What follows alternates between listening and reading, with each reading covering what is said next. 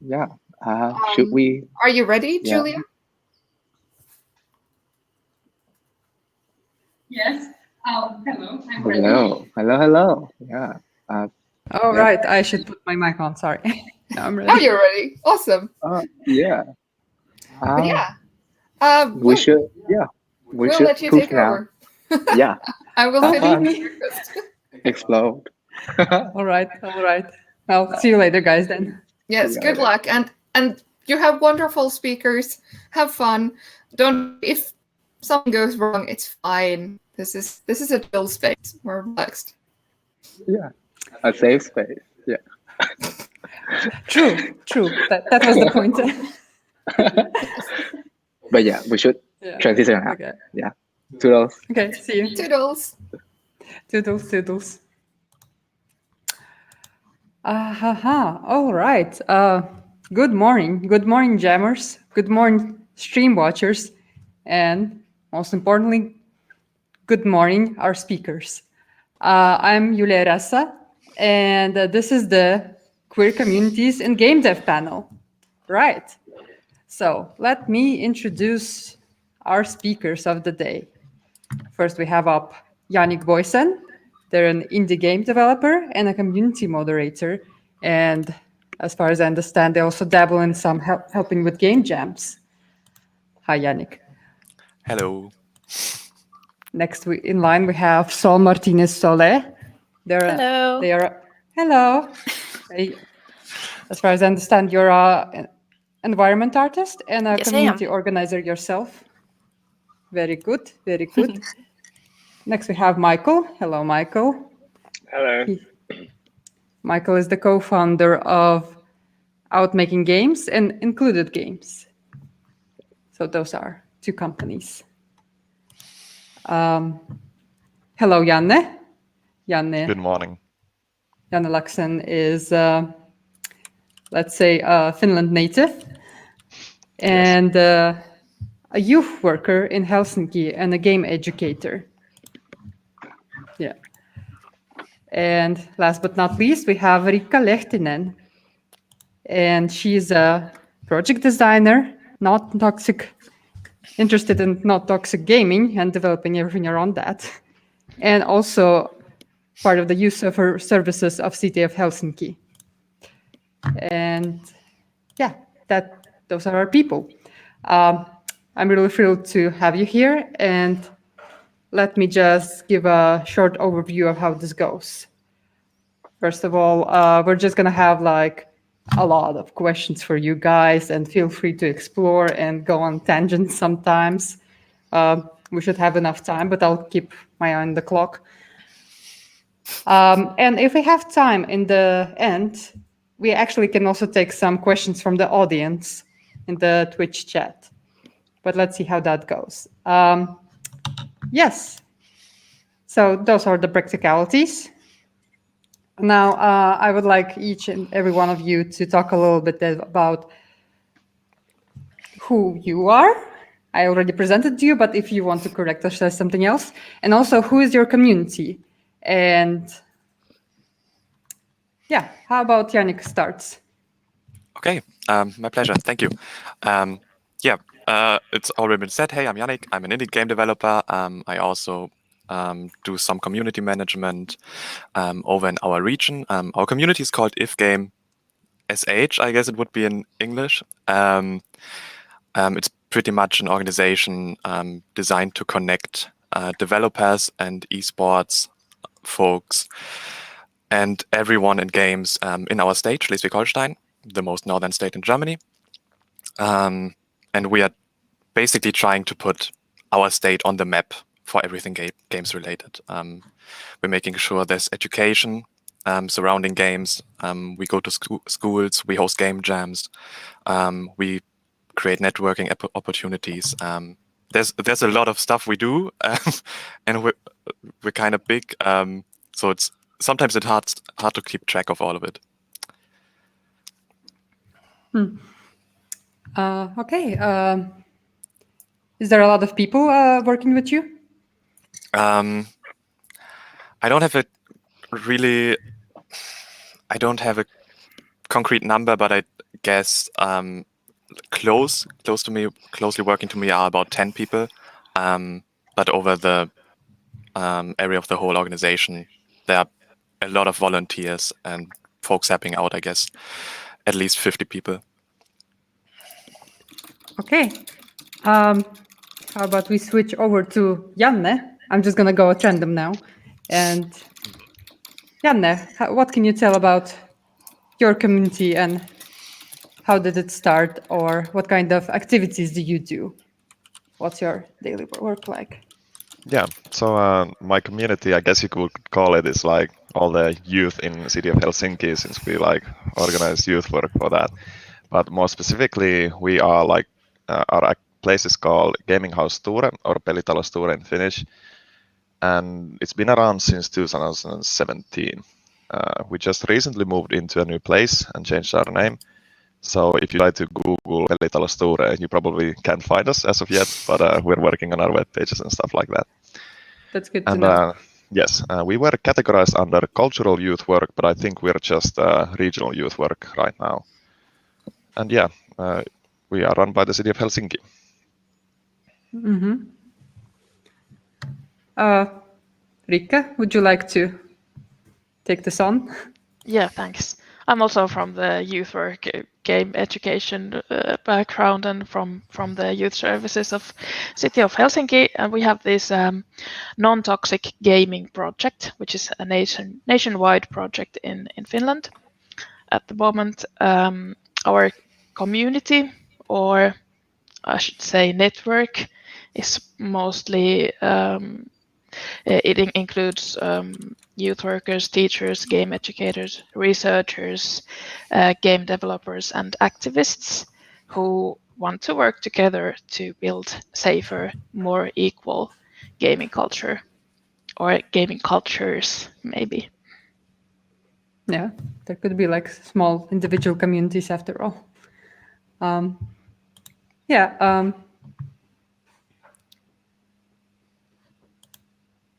I'll point at Sol now.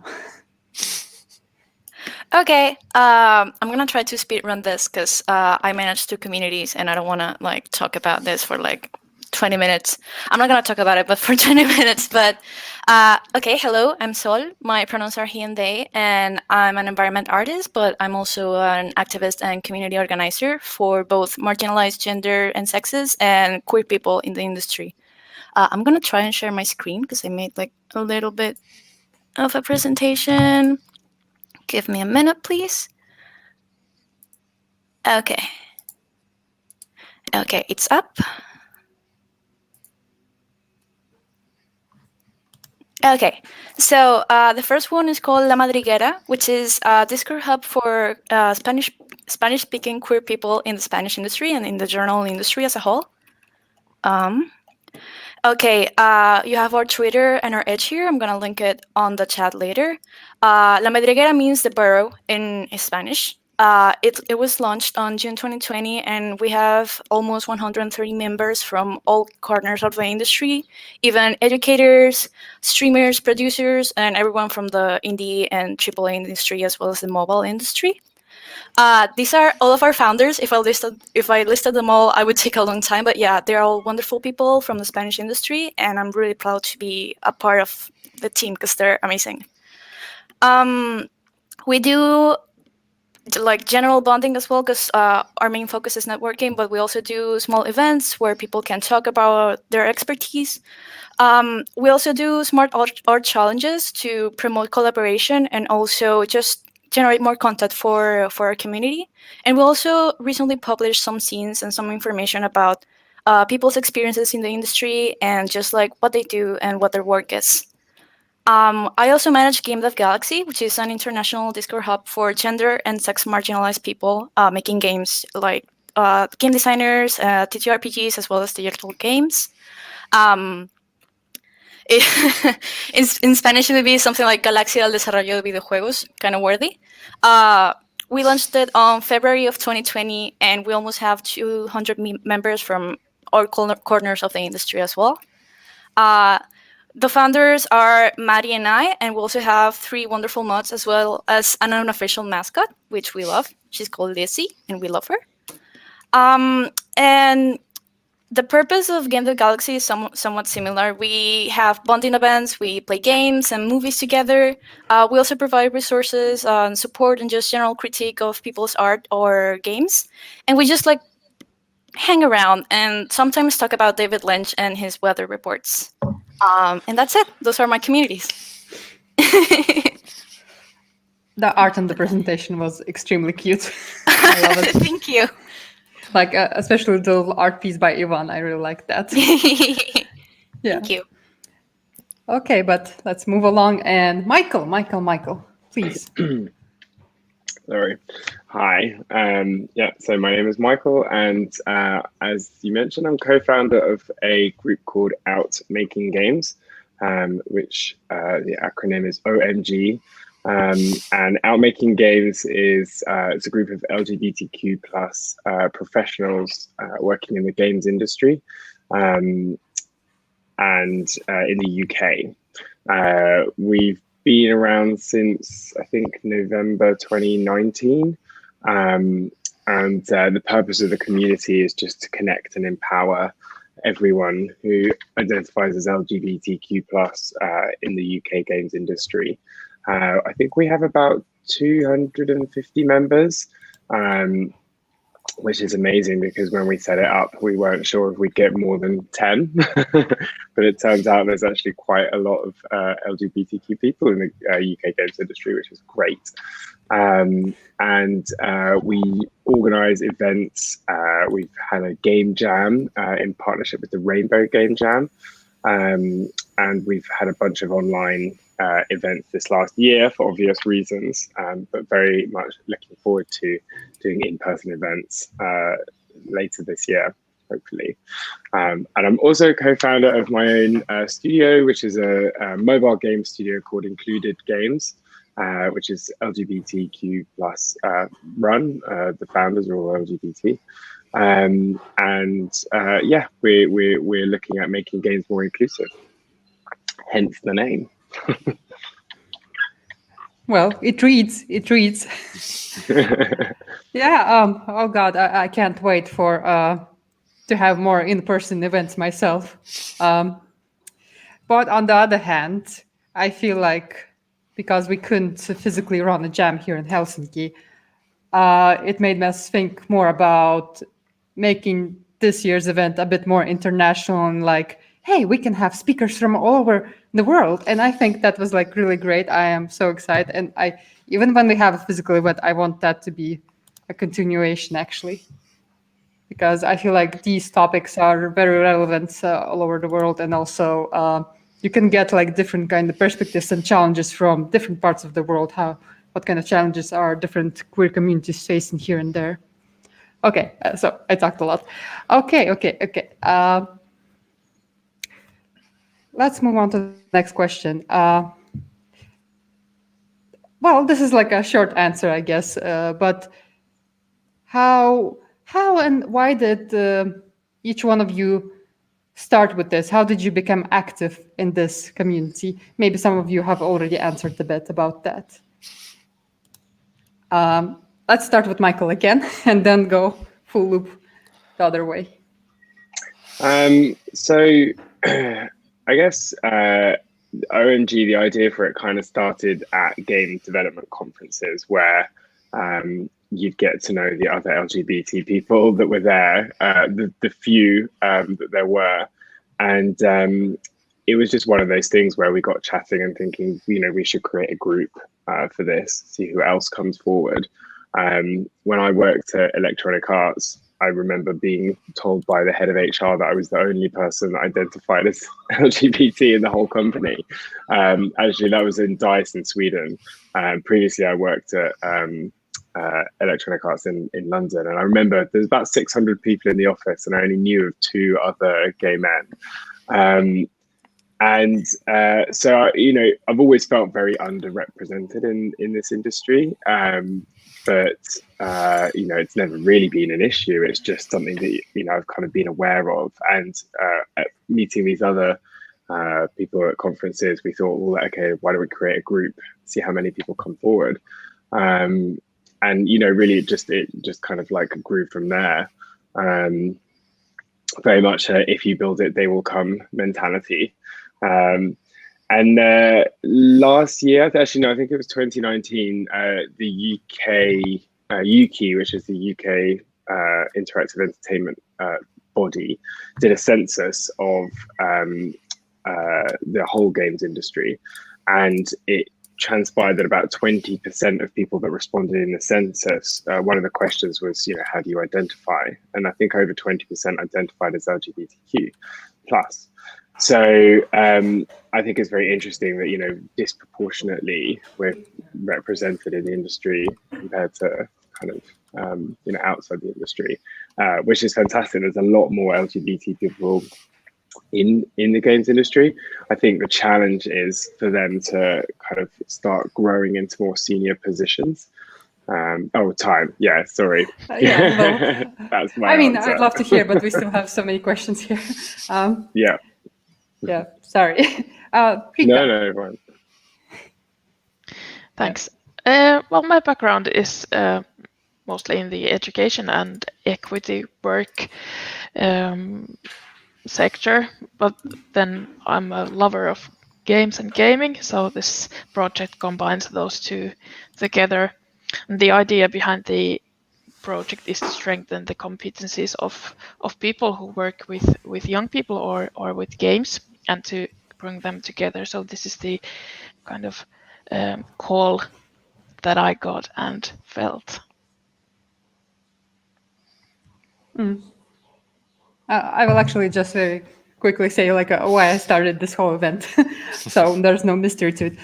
I literally just wanted to attend an event like this, so I made it. And that's like literally the story.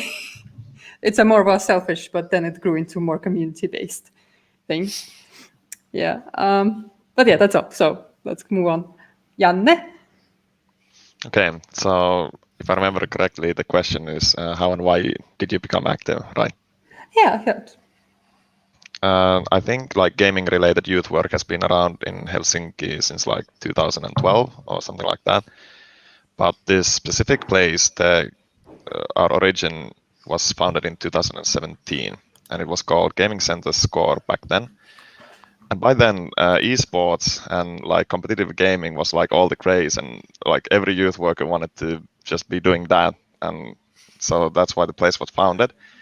But then upon closer inspection, we kind of realized like maybe competitive gaming and esports isn't like the best thing to do from a youth worker perspective. So then we started to change the idea of the place of becoming like a more relaxed and more targeted place for like gaming activities. And that's like kind of where we are right now. And yeah, then we changed our name, and now we have like all kinds of different activities that we'll probably get into at a later time.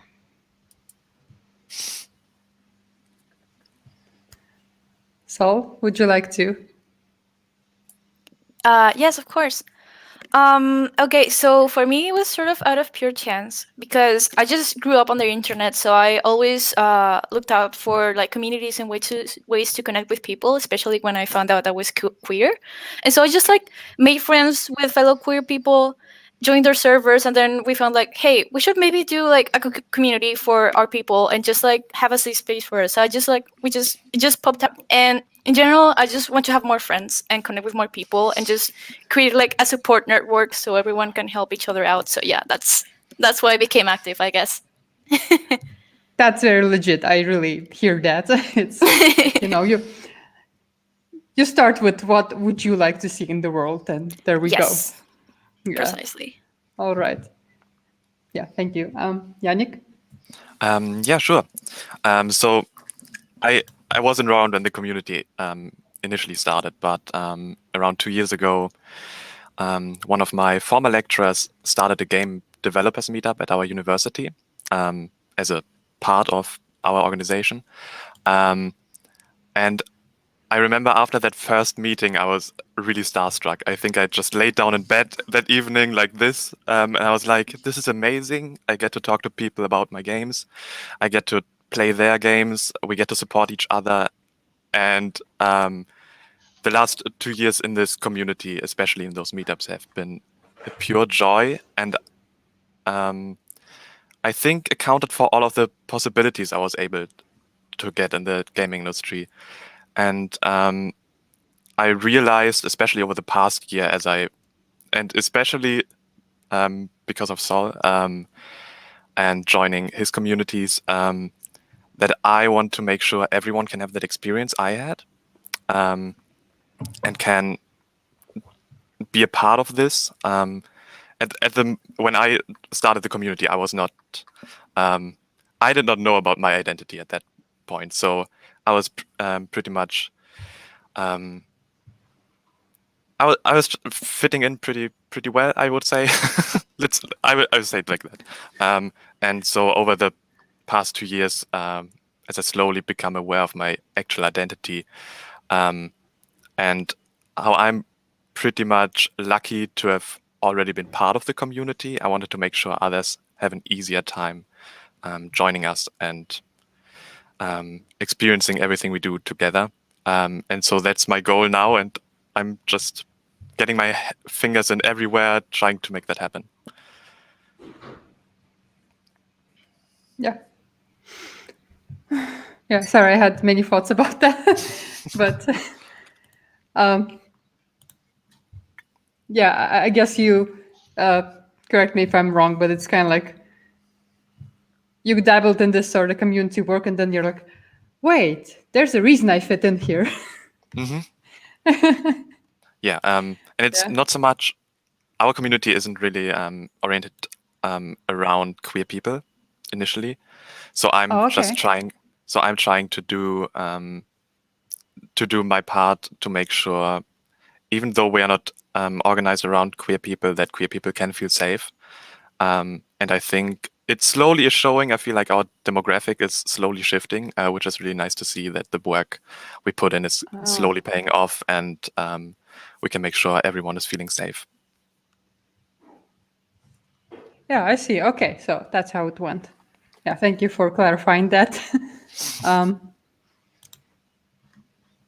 Anyway, I'm going to move on to the next question. And honestly, this is like one of my favorite ones. So it's time to get things rattled. Why do we need our own communities in gaming and game dev? Do you want to start with that, Yannick? Yeah, sure. So I think my motto is, or at least I'm a strong believer in that games are better the more perspectives we have or more lenses we can view them through. And especially feedback is such an important process in development in general. And just making sure everyone gets to participate and share their thoughts is what we need, and that's why we need communities to just uplift each other, make sure we can share our thoughts, and just make better art, I guess. I feel that's it's just important to have a lot of eyes and a lot of thoughts on stuff to make sure it's the best version of what it can be.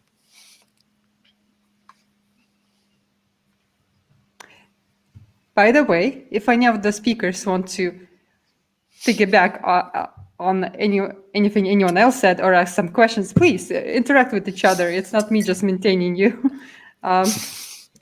So if anyone wants to like volunteer, maybe I could stop picking you up. Who's ready to say something on the topic? I can go ahead if you'd like. As for why La Madriguera exists, is that Spanish media and the industry giants don't really talk about diversity that much. And when they do, it's usually only about cishet women, which is fine, but it's only just one fraction of the whole diversity spectrum. And this ignorance just like permeates fellow workers, especially cishet workers in the industry. And so they engage in like ignorant discourse and jokes and just stuff that really hurts queer people. And so La Madriguera was created to like counteract this negativity and this ignorance and just we wanted to provide a safe space for queer devs and also just have like a platform to show more information and the reality of our devs, which is very important because it's not really shown anywhere. And for Game Dev Galaxy, it's sort of the same story. There wasn't really a general game dev Discord or community where gender and sex marginalized people could meet. And so we just wanted to make something that was supportive of all gender marginalized and sex marginalized people, and just be explicitly supportive of AMA, which is assigned male at birth, and as well as transmasc people into our communities. So yeah, that's it. We just wanted to make everyone feel safe and included. Yeah, I definitely hear you on the. It starts with like diversity. First step is like, let's include cishet women, but now it's like evolving more. Like we're opening up the conversation to go further, and I think Yes. this is the important work all of you do, actually. Yeah. Right, Michael. I think that's a really good point, and intersectionality as well, which is something that when you see the bigger diversity spectrum, often people don't really appreciate what it can be like to be from many different areas of that same spectrum, and the kind of unique challenges that presents. But yeah, absolutely. I think it's great to be part of a community, to see other people that are similar to you, to not feel so isolated. And I think when you work in a big company, you might be one of the few people that identify differently. It can be quite a lonely place. Obviously, a community is a really great way of helping that. And the other thing is mentorship. One of the objectives of OMG is to mentor people, connect the more senior with the more junior members, so that they can help them grow within their career, so that we can see more LGBTQ plus people in more senior leadership roles, which ultimately, hopefully, then filters and feeds down into the games that they're building, and the audiences see those games and feel like seen. I kept it shorter. That's like super like legit. I'm just thinking about, we do need like maybe more seniors as our representatives. So because, well, you said everything. Sorry. No, I just like I just feel that I am. Well, let's move on then, because I can dabble on forever. Sometimes I will. Rikka? Yeah. From a educational or game educational perspective, I would say that we need educators, youth workers and teachers and every educator to work on making gaming and game development and gaming cultures more accessible, more LGBT spaces, more LGBT friendly spaces, and we need all educators to think themselves as game educators to make this happen, and to give them the know-how of what kind of discrimination and harassment goes on in different parts of gaming culture, what kind of practices or attitudes we have that are excluding, and to have tools to dismantle these practices and attitudes within those educational spaces to make them safer. So that's why I think it's needed, and these spaces are needed. Yeah, I and agree as with a that. continuation, like the non-toxic project has been working, for example, with our activities for like 3 years now, and at the point of our activities, like why we have these specific like targeted audiences and stuff like that, is that we want to make the same hobby just accessible to everyone, like no matter what background you come from. And as long as the community as a whole doesn't feel accessible to everyone, we need to be having these evenings and these activities until somewhere in the future we can all just have a single like activity that fits for all. And as an advantage that we have this is not the same for like each youth work activities, that like our evenings and our activities are a privilege. So we can actually like set rules and like guidelines, and we can really like hammer home like what we want to do here, and we don't have to like change our evenings or like our activities to fit the group. We can have our goals in mind and form the group around it. That's a good tool to have. Yeah, I see. But yeah, I think this kind of work is not done until everyone feels included, and even then we have to maintain it, I think, even if we reach that mark.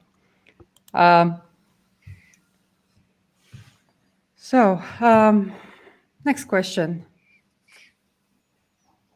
I would like for us to talk about how do you keep your communities safe? Because sadly, we still live in a time when there's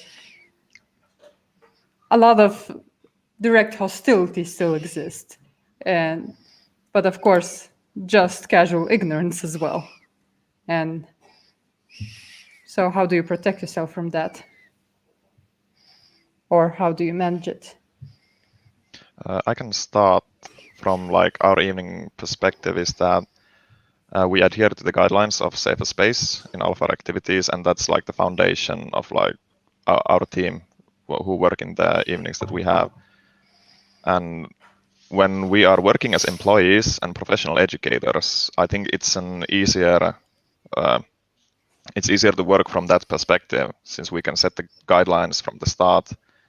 And also we have like this, if like bad comes to worse, we can appeal to authority as well, since we are like professionals and workers.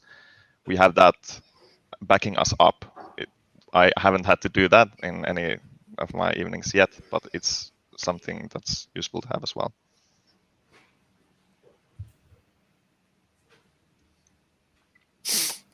Oh, there's a pop-up about Gamers Night, so I guess I can like promote that as well.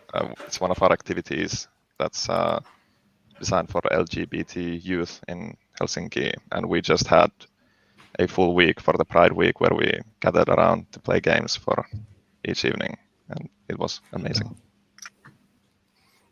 I'm a Thank you, bit Kride, jealous. yeah. Thank you, Janne, and thank you, Kride, for the pop-up message. Yeah. So you touched onto Safety. well, yeah, safety, but also about I would say unknown ignorance, or what was it called? So our I mean, we have pretty strict community guidelines already ruling out most of active hostility towards anyone. So the ban hammer is the most obvious tool there. But I think the biggest part of the work is, since I already touched upon this, it's not a queer focused community, but we're trying to be a queer inclusive community. And that means there's a lot of work on actually educating people. So even at our developer meetups, most of the time we have like a clause in our rules that says we acknowledge that mistakes can happen, because mistakes will happen. If people don't know about how to include queer people, we are happy to educate. So we have a policy where it is totally okay to first make mistakes, but also for anyone to step in and say, hey, let's take a break for a minute. That's not, this is not a thing that's okay to be said. Here's why. And at most of our meetups, we have a handful of people who are ready to step in at any moment. So a few of us share the work of doing this, which still is a slow process. And I'm still thinking about how to accelerate the process of everyone getting on board, learning how to act more inclusive, especially people that are not really affiliated with any queer communities. But yeah, we assume no one is meaning any harm, and are trying to help everyone to better themselves. But I mean, if someone doesn't want to learn, it's the banhammer. Yeah. That's true. Like, you should like still set boundaries and keep your mental health first. Yeah. Yeah. And thank you, Daria, for the comment as well. Sorry, I was just like talking about the pop-up. Go ahead. No worries. I just wanted to follow up since my communities are digital as well. Aside from just setting specific guidelines and rules, as the other said, since Discord servers and Discord communities in general function with invites, we don't just hand out public invites to everyone because we've been harassed before on our servers because like if you have an open door, everyone good and bad is gonna come in, and we've had trolls before. So for La Madriguera, we have a specific Twitter where people can DM us, and we can like screen and just make sure they're like a real person who's genuinely interested in joining the community, and then we just hand out a specific one-use invite for that. And for Game Dev Galaxy, we're gonna do the same. We're gonna make a Twitter as well as a website where people just can get in touch, and so we can like verify that they're like genuine and just really want to be like a positive part. But in general, it's just aside from keeping the community safe by making sure people are cool, we also just set guidelines that make sure that everyone is respected and everyone's just nice, and that the spirit is in the spirit of collaboration rather than critique or ironic jokes and stuff like that, for sure. That's a really good practical piece of advice there. Thanks for sharing. No problem. In the project, we train educators and esports organizations and gaming event organizers, and we recommend to them having safer space guidelines, and we emphasize the idea that they are safer space, that completely safe space is maybe not possible to attain, but instead it's a process that includes learning, just like Yannick said, and it's a process of the community and all the individuals in the community learning, getting more know-how of how to dismantle all the excluding practices and or discriminatory practices that they might have. We always have our own safer space guidelines in our trainings and events, and I find it important to include a practice there that tells everyone what to do if and when the safer space guidelines are broken. Like how to act, whom to contact, which channel, what happens then, how do we move on from that? So that's a thing that I found useful to have there. Thank you. And I really feel what you said about we can't guarantee a completely safe space, even when we talk about with PrideJam that it's a safe space. What we actually mean is that it's a safe space to talk about unacceptable behavior, and it's a safe space where you can make sure that we're gonna do our best to combat negativity. Like you can say it, you're safe to speak out loud when you're uncomfortable or you did not like how you were treated or what another person said.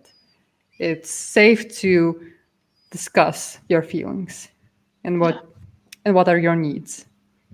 Well said. But yeah.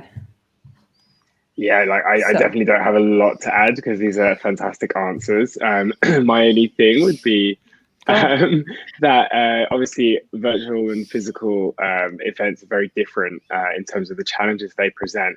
The only thing I'd say about physical events is I think it's quite important to realize that like not everybody likes to drink, not everybody eats like meat, and not everybody wants to be photographed at an event. And so it's always good to have, you know, alternative events that don't focus around a bar, and like make sure there's vegan pizzas available, and to make sure that If people, don't want to be in photos, the photographer knows that. So it's a slightly different kind of perspective on the similar kind of issue of how do you make everybody feel comfortable? How do you make everybody feel safe? How do you make everybody feel welcome? And I think that's always important to consider that when you're doing events. It's very easy to be like, let's just go to a bar and get drunk, but not everybody wants to do that.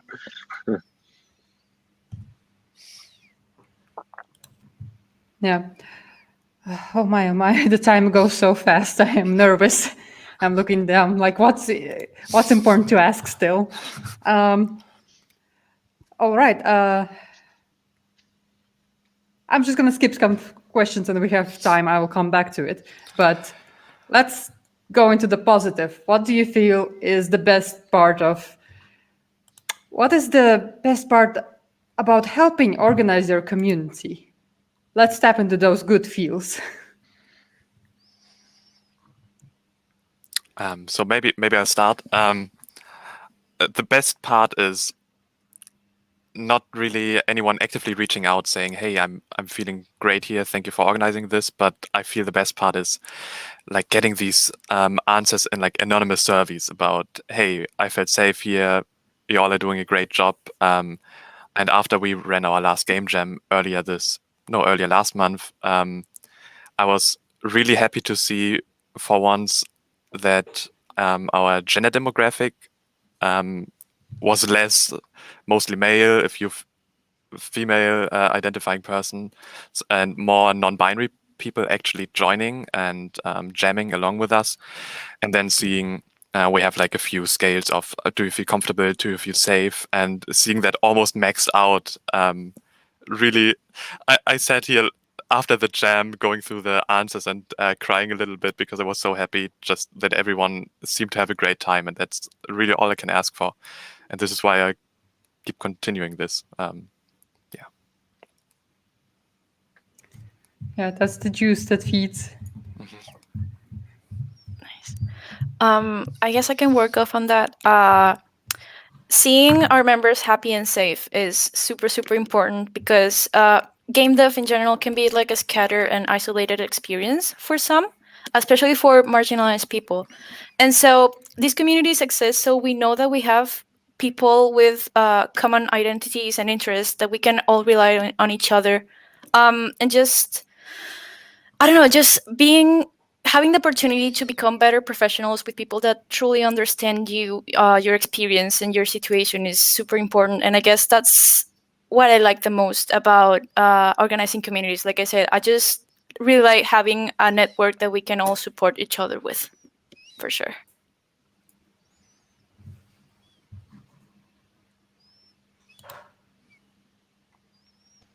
I guess I can continue. To me, it's like being able to create a profession out of my own hobbies and out of my own interests has been like a lottery win for me. And I think the best part about my work is that I remember when I was young, like growing up, and I was like playing all kinds of different games in different guilds and places and stuff like that. And I remember like how I didn't really feel at home at certain places and stuff like that. And I was like if it was a really gaming oriented group, you wouldn't really discuss feelings, or if someone's feelings get hurt, you were like, okay, we just move on from that. And I didn't really like that. So now working in this environment, I can directly affect like how people see this kind of like how you can act in a group and how you can make it more inclusive. It's really great. And yeah, I think that's the best part.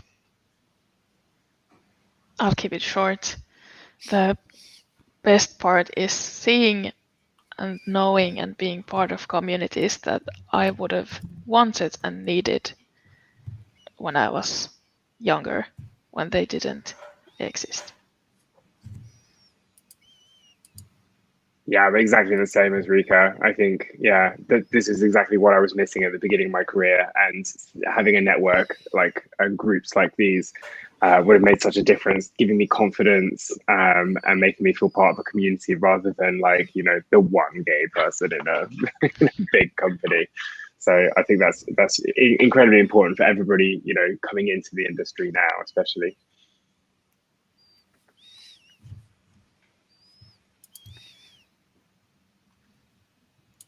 Was that everyone? I think that was everyone. um, so let's make this one a one-liner.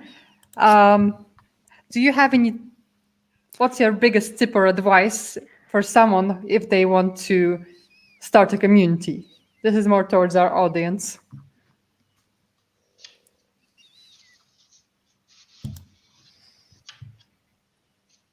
If you don't have anything, it's okay to skip. Okay. There's so much to talk about. My one thing would be, if you build it, they will come. I know it's really naff, but I think it's very true. Create it, it will grow. My advice would be don't. I feel like just join the one Sol organizes. No, but I think I'm not saying don't create communities. But I think we do already have a lot of good communities, and there might already be one that fits you and who you are. So maybe do the thing first to see if you can just help out another community. Nice. Because it's easier to do something with others than try to start something by yourself. I wouldn't start a community. I'm happy to help out the one I'm in and trying to make that a better place. Oh. Wow. Yeah, actually, okay, that is just so solid. Now I'm the jerk here. No. One of us has to be. I think that's good, because like sometimes you do have to start where you are at and maybe make that place more friendly, because that's where you exist. And well, hey, that's how I started. This is how I joined Finnish Game Jam. It was already a great community, but I expanded towards the direction I wanted. And of course, why did I do that? Because there's already so much resources and experiences and so much help and energy going on there. So, but I will say that, like, if in your area there is not something quite that fits you or something there, yeah, I still would say, like, start a new community. Yeah. Then start it. Yeah, for sure. Yeah.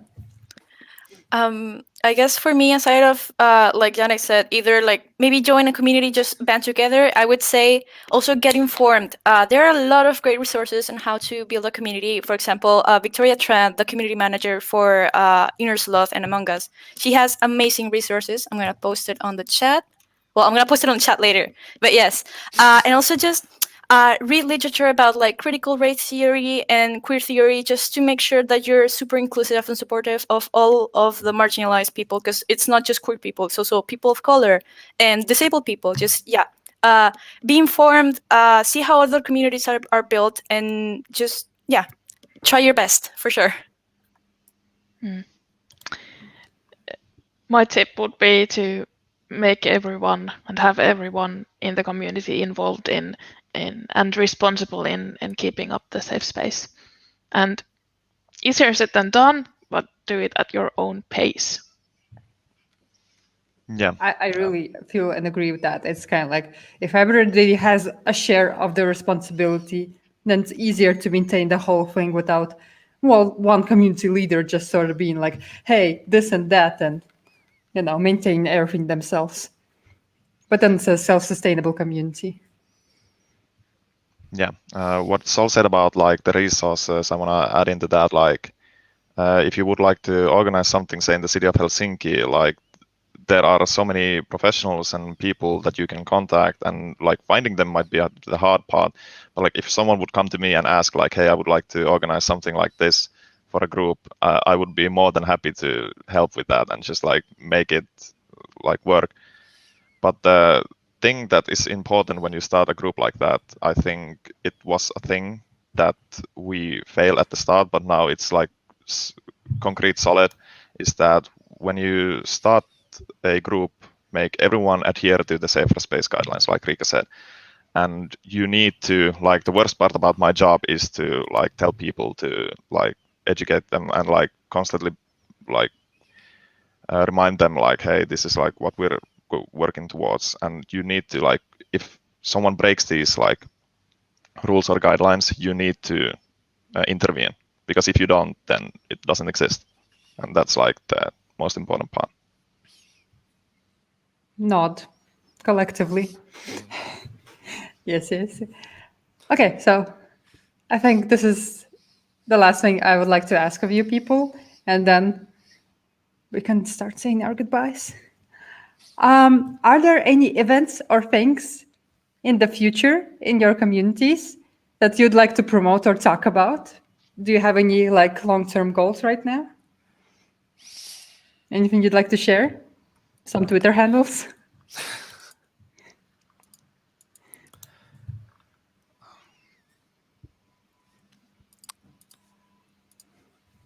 I can start. I made also a slide for this.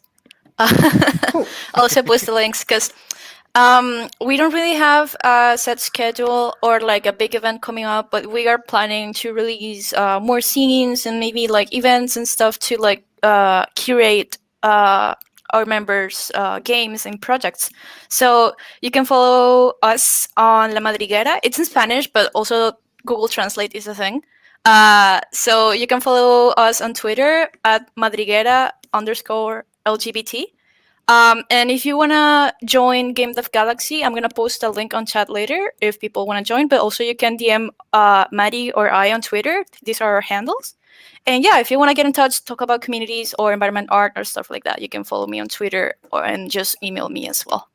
And that's all I have to plug for me. That's it.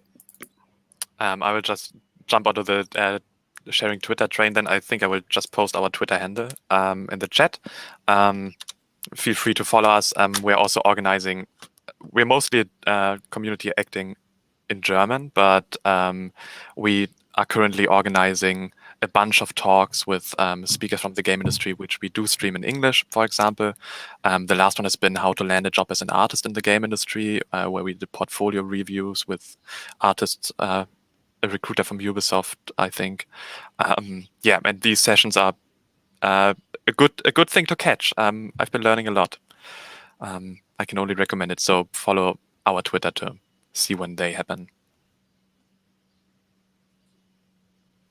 Okay, I guess I can continue. I just checked, you can find our web pages right now in Google. It's Pelitalo Sture. They're being translated right now, so you can't find them in English yet, but they're there in Finnish. You can at least find my name and phone number and email over there, but I think I'll post my Discord, which is like the thing that I use the most, into the chat, so someone can maybe post it in the Twitch chat as well. So the best part about knowing our activities is to just message me through Discord, and I'll be happy to tell you everything about it. So next fall, we still have our trainings that you can order in Finland for free. And we also have non-toxic certificate trainings for esports organizations specifically. You can find us on Twitter at nontoxic_hanke, which is HANKE, mostly in Finnish, but we are also open for international project ideas. Oh, I totally pressed the wrong button there. I don't know how to write a comment. It's okay. Outmaking Games, you can Google it, outmaking.games if you're interested in joining. It's focused on the UK, but feel free to jump in from anywhere around the world if you want to see what's going on our Slack channel. But yeah, you can find everything through the website, and I wouldn't bother following me on Twitter because I never post anything. I have about 20 followers. Okay, don't try to find me. I'm having a gap year vacation. Great. Anyway, after this. But thank you so much for all the panelists. I know, I feel so much gratitude towards every one of you of showing up and like doing this with us. And but yeah, I think we have to run now. Thank you so much. I hope you have a lovely weekend, whatever you do. I'm probably gonna jam a bit, maybe. Good luck. We'll see. Yeah. Thank you so much for the invitation. It's been Yeah, thank a you. joy. It was super fun. we Thank you can so reach much. Yes, thank you a lot. Thanks. I'm taking notes for our events. Excellent. Come to our event. Don't start your own. Come to mine.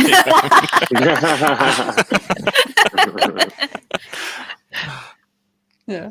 Okay. Was hot. It's hot. Summer. Yeah. See you soon. We have a workshop coming up now. So. Bye, bye-bye. everyone. Bye. Goodbye. Bye.